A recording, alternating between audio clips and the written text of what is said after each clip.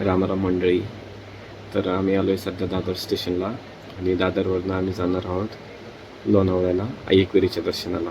तर माझ्यासोबत आहेत माझे मित्र केशव आणि गजानन. फायनली ट्रेन तर भेटली, पण ट्रेनमध्ये जागा वगैरे काय नाही. तर केशव आमचा ट्रेन आली म्हणजे बसवला आहे आणि गजानन सध्या बघतोय, हसतोय.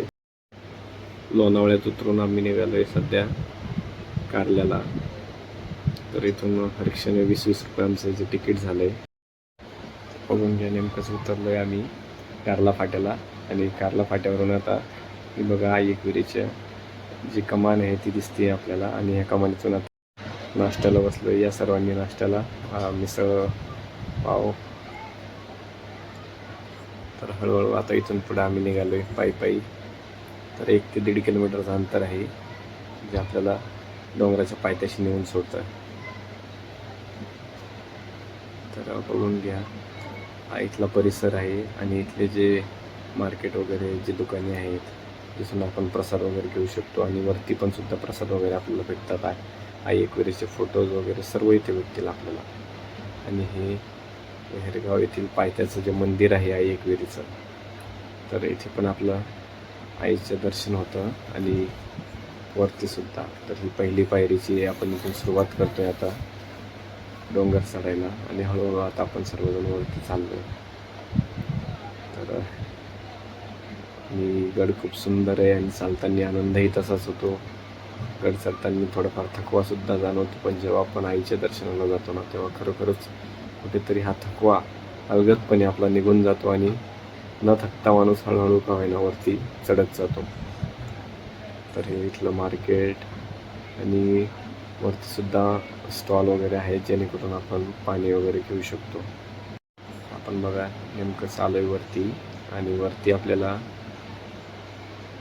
दोन्हींचा सुद्धा इथे बौद्ध धर्म आणि हिंदू धर्माचा एक मिलन इथे पाहायला भेटतोय.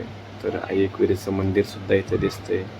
आणि कारला लेणी जी सुप्रसिद्ध लेणी आहे, तर ह्या लेणीचं सुद्धा आपल्याला दर्शन घडतंय.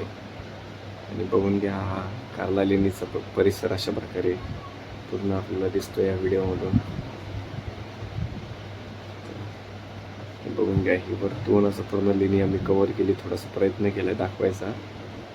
तर ही पूर्ण कारला लेणी आहे.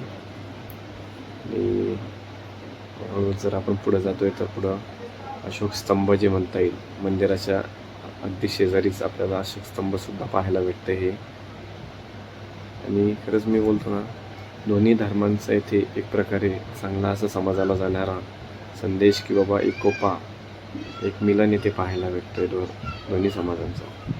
तर आईकविरीच्या मंदिरात आलो आहे, बघून घ्या आता.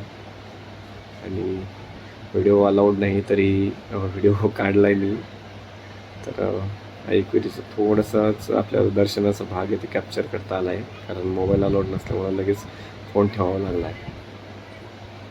तर आता सध्या हा बाहेरचा व्हिडिओ आपण पूर्णपणे कॅप्चर करतो इथला. आणि खरंच तुम्ही सर्वजणसुद्धा दर्शनाला या. लोणावळ्यापासून जवळजवळ फक्त 16 किलोमीटर अंतरावर असलेला आपला कारला लेणी आणि आईकविरीचं मंदिर जे आहे ते आपल्याला आहे. तर इथून एवढ्यात यायला आपल्याला खूप जवळ आहे. आणि दर्शनाला आपण यायलाच पाहिजे सर्वांनी. आणि आता हळूहळू आम्ही सर्वजण खाली चाललो आहे. दर्शन वगैरे झालं आहे आमचं. तर खाली जाताना तर पाय एकदम सोपे स्टेप पडत गेले, त्याच्यामुळं खाली जाताना काही त्रासही झाला नाही. आणि जो आमचा गजानन खूप थकला होता तो पण बिचारा पटापट खाली उतरला आहे. तर फायनली खाली आलो आहे आणि आता आम्ही निघालो आहे हळूहळू.